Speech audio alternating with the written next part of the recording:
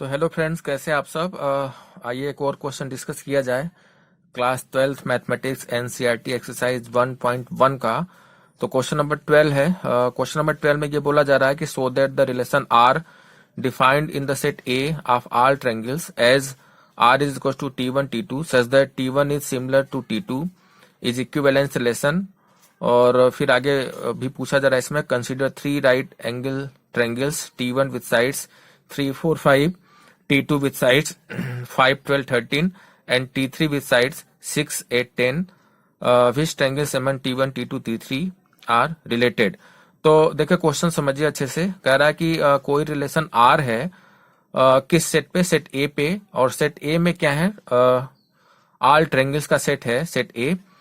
और ये रिलेशन इस तरीके से डिफाइंड है कि मतलब सेट A में जो ट्रायंगल्स हैं उन ट्रायंगल्स पे कोई भी रिलेशन डिफाइंड है R। और इसमें यह बताया जा रहा है कि दो ट्रायंगल्स, मतलब रिलेशन इस तरीके से डिफाइंड है कि दो ट्रायंगल्स T1 T2 से तभी रिलेटेड है। सेट A में ढेर सारे ट्रायंगल्स हैं, तो जैसे T1 T2 से तभी रिलेटेड होगा अगर T1 सिमिलर होगा T2 से। ठीक है, तो इस तरीके ये रिलेशन आपको प्रूव करना है कि इक्विवेलेंस रिलेशन है। और फिर कह रहा है कि T1 एक ट्रायंगल है जिसके साइड, T1 एक राइट एंगल ट्रायंगल है जिसके साइड्स क्या है, 3, 4, 5 हैं। और T2 एक राइट एंगल ट्रायंगल है जिसके साइड्स 5, 12, 13 हैं। और T3 एक राइट एंगल ट्रायंगल है जिसके साइड्स क्या हैं, 6, 8, 10 हैं। तो ये बोला जा रहा है कि T1, T2, T3 में कौन से ट्रायंगल्स रिलेटेड होंगे अंडर दिस गिवन कंडीशन। ठीक है, तो सबसे पहले हम R को प्रूव करेंगे कि R जो रिलेशन डिफाइंड है सेट A पे वो क्या है, इक्विवेलेंस रिलेशन है। तो आप जानते हैं कि R को हमको इक्विवेलेंस रिलेशन प्रूव करने के लिए हम प्रूव करेंगे कि R क्या है, रिफ्लेक्सिव है और R सिमेट्रिक है और ट्रांजिटिव है। ठीक है, तो रिफ्लेक्सिव रिलेशन की बात करी जाए तो रिफ्लेक्सिव रिलेशन देखिए, कोई भी ट्रायंगल खुद का सिमिलर होता ही है, कोई भी ट्रायंगल खुद का सिमिलर हमेशा होता है। ठीक है, तो इसमें यह बोला जा रहा है कि R is equal to TT belongs to R for all T belongs to A because every triangle is similar to itself. ठीक है, कोई भी ट्रायंगल इटसेल्फ सिमिलर तो हमेशा ही होता है। तो उसी जैसे T1 बिलोंग कर जाएगा, T2 बिलोंग कर जाएगा। तो ये बोला जा रहा है कि सेट A में जितने भी ट्रायंगल्स हैं वो खुद से रिलेटेड तो होंगे ही। क्यों? क्योंकि कोई भी ट्रायंगल वो खुद से सिमिलर हमेशा होता है। ठीक है, तो ये अपने आप क्या हो जाएगा, रिफ्लेक्सिव हो जाएगा। ये बोला जा रहा है, रीजन दिया जा रहा है कि here TT belongs to R for all T belongs to A because every triangle is similar to itself. ठीक है, अब R क्या हो जाएगा, रिफ्लेक्सिव हो जाएगा। अब हम प्रूव करेंगे कि ये जो रिलेशन है डिफाइंड है इस तरीके से, वो क्या है, वो सिमेट्रिक भी है। ये जो रिलेशन डिफाइंड है R वो क्या है, सिमेट्रिक भी है। तो आपको याद हो तो सिमेट्रिक हम क्या करते हैं, हम सपोज करते हैं कि AB बिलोंग्स टू R और फिर दिखाते हैं कि BA बिलोंग्स टू R हो रहा है। तो देखिए हमने क्या सपोज किया कि T1 T2 belongs to R है। तो अगर T1 T2 belongs to R होगा तो T1 T2 के क्या होगा, सिमिलर होगा अकॉर्डिंग टू गिवन कंडीशन। तो अगर T1 T2 belongs to R है तो T1 किसके सिमिलर होगा, T2 के। और अगर T1 सिमिलर है T2 के तो इसका मतलब यही है कि T2 भी सिमिलर होगा T1 के। और अगर T2 सिमिलर भी T1 होगा तो इसका मतलब क्या है कि T2 T1 बिलोंग करेंगे कहाँ पे, R में। यही डिफिनेशन दी जा रही है इसमें। तो आपने देखा कि अगर T1 T2 R के एलिमेंट हैं तो T2 T1 भी किसके एलिमेंट हैं, R के एलिमेंट हैं। क्योंकि अगर T1 सिमिलर T2 होगा तो T2 भी सिमिलर T1 होगा निश्चित। तो अगर T2 सिमिलर भी T1 हो जाएगा तो इसका मतलब क्या है कि T2 T1 R के एलिमेंट हो जाएंगे। तो आपने ये देखा कि T1 T2 बिलोंग कर रहा है R में और आपने ये प्रूव कर दिया। आपने ये सपोज किया कि T1 T2 R का एलिमेंट है और आपने ये प्रूव कर दिया कि T2 T1 भी R का एलिमेंट है। तो इसका मतलब क्या है कि R सिमेट्रिक रिलेशन है। अब हम प्रूव करेंगे कि R ट्रांजिटिव रिलेशन है। तो ट्रांजिटिव रिलेशन में हम क्या करते हैं, हम सपोज करते हैं कि AB R का एलिमेंट है और BC R का एलिमेंट है। तो हम प्रूव करते हैं कि AC भी R का एलिमेंट होगा। तो सबसे पहले इसमें सपोज किया गया कि T1 T2 R का एलिमेंट है। तो T1 T2 R का एलिमेंट है तो T1 सिमिलर विद T2 होगा। फिर सपोज किया गया कि T2 T3 भी R का एलिमेंट है। देखिए हम क्या सपोज कर रहे हैं, AB और BC सपोज करते हैं। ट्रांजिटिव के लिए हम क्या सपोज करते हैं कि AB बिलोंग्स टू R है, BC बिलोंग्स टू R है, तब आप ये प्रूव करते हैं कि AC बिलोंग्स टू R हो रहा है। तो देखिए T1 T2 अगर R का एलिमेंट होगा तो according to given condition T1 similar हो जाएगा T2 से। और फिर अगर T2 T3 ये R के अगर एलिमेंट होंगे तो फिर ये डिफिनेशन के हिसाब से T2 सिमिलर हो जाएगा किससे, T3 से। अब देखिए ध्यान से, अगर T1 ट्रायंगल T2 ट्रायंगल के सिमिलर है और T2 ट्रायंगल T3 ट्रायंगल के सिमिलर है, तो ये आप जानते हैं कि T1 फिर किसके सिमिलर हो जाएगा, T3 के सिमिलर हो जाएगा। ठीक है, T1 is similar to T2 और T2 is similar to T3। तो ये क्या इंप्लाई करेगा, ये इंप्लाई करेगा कि T1 is similar to T3, और अगर T1 is similar to T3 तो ये क्या इंप्लाई करेगा कि T1 T3 किसके एलिमेंट हो जाएंगे, R के एलिमेंट हो जाएंगे। तो आपने क्या देखा, आपने ये सपोज किया कि T1 T2 R के एलिमेंट हैं और T2 T3 भी R के एलिमेंट हैं, तो आपने ये प्रूव कर दिया कि T1 T3 भी R के एलिमेंट हैं। तो इसका मतलब क्या है कि R क्या है, ट्रांजिटिव रिलेशन है। अब इसका एक पार्ट ये देखें, अब इसमें ये पूछा जा रहा है कि T1 और T1 T2 T3 ये 3 राइट एंगल ट्रायंगल्स हैं जिनके साइड्स क्या हैं, 3 4 5 हैं। T1 के साइड्स क्या हैं, 3 4 5, और T2 के साइड्स क्या हैं, 5 12 13, और T3 के साइड्स क्या हैं, T6 8 10 है। तो देखिए सिमिलर ट्रायंगल्स में हम क्या देखते हैं, हम उनके करस्पॉन्डिंग साइड्स का रेशियो देखते हैं कि इक्वल हो रहा है कि नहीं हो रहा है। तो आप ध्यान से देखें, T1 जो ट्रायंगल है उसके साइड्स देखें और T3 जो ट्रायंगल है उसके साइड्स देखें। ठीक है, तो 3 2 जा 6, 4 2 जा 8, 5 2 जा 10।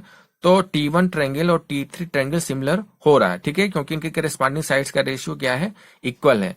तो आपसे पूछा जा रहा है कि which triangles among T1 T2 and T3 are related. तो आप आंसर क्या बताएंगे, आप आंसर ये बताएंगे कि ये पूछा जा रहा है इसमें ना कि कौन से ट्रायंगल्स रिलेटेड होंगे। रिलेटेड होने का मतलब इस कंडीशन से रिलेटेड होंगे। तो यहाँ पे आप देखिए T1 और T3 क्या हो रहा है, सिमिलर हो रहा है। तो कौन से ट्रायंगल्स रिलेटेड होंगे, T1 और T3 ट्रायंगल रिलेटेड होंगे। ठीक है, तो आइए अगला क्वेश्चन किया जाए। तो आइए डिस्कस किया जाए क्वेश्चन नंबर 14। क्वेश्चन नंबर 14 में ये कह रहा है कि let L be the set of R lines in XY plane and R be the relation in L defined as R is equal to L1 L2 such that L1 is parallel to L2 so that R is an equivalence relation। और फिर इसमें एक और part पूछा जा रहा है कि find the set of R lines related to the line Y is equal to 2x plus 4। तो इसमें क्वेश्चन में ये कह रहा है कि XY प्लेन में एक सेट L है और इस सेट L में वो क्या है, लाइंस हैं। ठीक है, R लाइंस हैं और इस सेट L पे कोई भी रिलेशन R इस तरीके से डिफाइंड है। देखिए जो सेट L है XY प्लेन में वो क्या है, वो कलेक्शन ऑफ लाइंस का सेट है। XY प्लेन में एक सेट L है जो किसका सेट है, कलेक्शन ऑफ लाइंस का है। ठीक है, वो R लाइंस का सेट है और इस सेट पे कोई भी रिलेशन R इस तरीके से डिफाइंड है।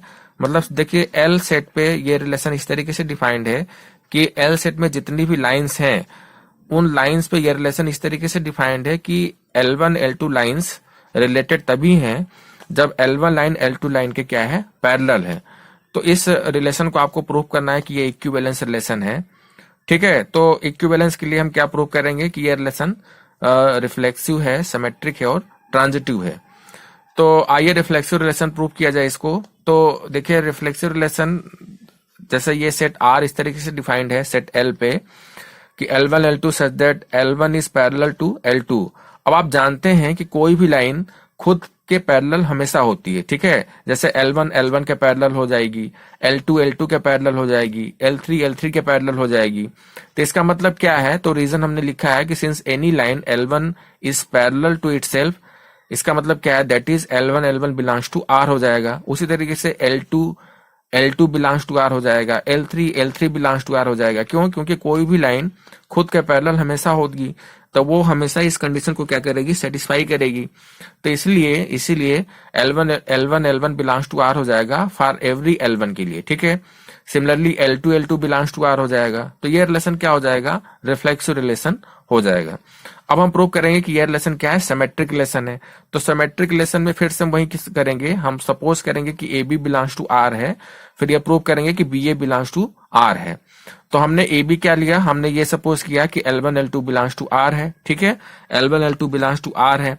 अब हम दिखाएंगे कि L2 L1 भी बिलोंग्स टू R है। तो देखिए अगर L1 L2 belongs to R होगा तो according to definition of relation में क्या कह रहा है कि अगर L1 L2 रिलेटेड है तो L1 इज पैरेलल टू क्या है, L2 है। तो अगर आपने ये सपोज किया है कि L1 L2 belongs to R तो इसका मतलब क्या हो जाएगा, इसका मतलब ये होगा कि L1 पैरेलल होगा किससे, L2 से। अब देखें अगर if L1 is parallel to L2, तो ये क्या इंप्लाई करेगा कि L2 is also parallel with L1, ठीक है।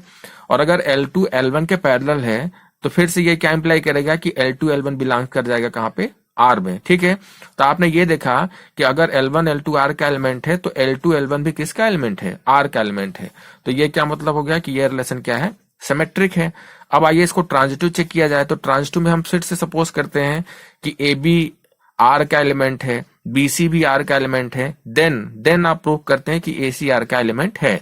तो सबसे पहले आप AB BC सपोज करते हैं। तो हमने क्या किया, हमने सपोज किया कि L1 L2 R का एलिमेंट है और L2 L3 भी R का एलिमेंट है। अब अगर L1 L2 R का एलिमेंट होगा तो ये क्या इंप्लाई करेगा कि L1 is parallel to L2 होगा। और अगर L2 L3 R के एलिमेंट हैं तो ये क्या इंप्लाई करेंगे कि L2 पैरेलल विद क्या होगा, L3 होगा। देखिए ध्यान से, अगर L1 L2 R का एलिमेंट है तो L1 is parallel to L2 होगा।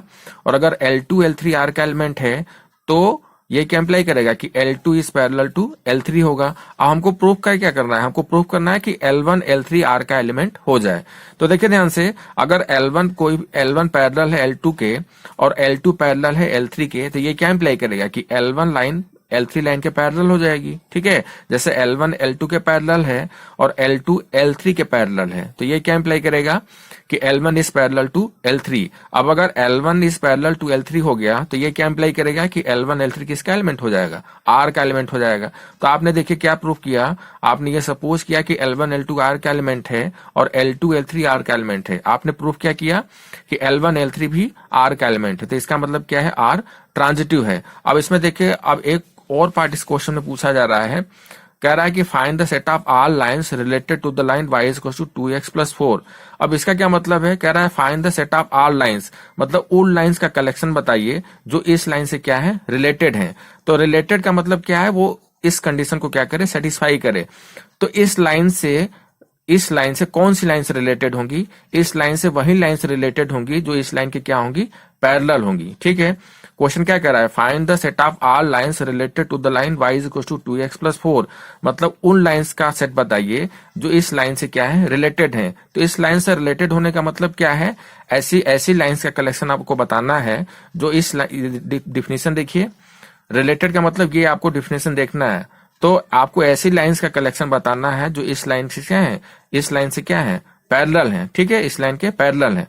तो आप जानते हैं कि किसी भी लाइन के पैरेलल लाइन का इक्वेशन कैसे लिखा जाता है, हम स्लोप सेम रखते हैं और कांस्टेंट डिफरेंट कर देते हैं। तो हमने ये लिखा कि now the set of all lines related to the given lines is given by y is equal to 2x plus c। Constant हम दूसरा कर देते हैं, जैसे वहां पे क्या था, 2x प्लस 4 था, तो हमने क्या किया, 2x प्लस c कर दिया, ठीक है। और c कोई भी रियल नंबर है। तो होपफुली आप समझ पाए होंगे।